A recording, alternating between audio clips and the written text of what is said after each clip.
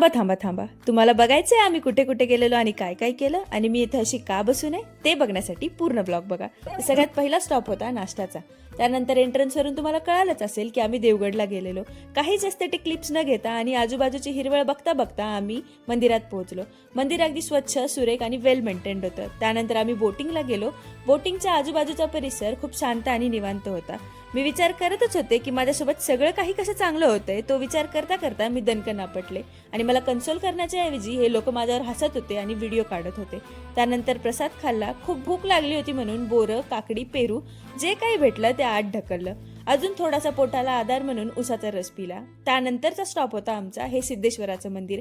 अगदी हेमडपंथी, जुनं आणि सुरेख मंदिर आहे हे. इथली शिल्पकला देखील खूप सुंदर होती. त्यानंतर महादेवाचं दर्शन घेतलं आणि थोडीशी आम्हाला बुद्धी दे अशी प्रार्थना केली. बुद्धी आणि आम्हाला कोणीतरी येणार कसं शक्य आहे? तुम्ही डुबलात तर तुमची गर्लफ्रेंड कशी रडेल हे काका सांगत होते. आतापर्यंत पोटाने त्राण सोडून दिले होते म्हणून जेवण केलं. I think that's it for the video. So bye, stay tuned for another blog.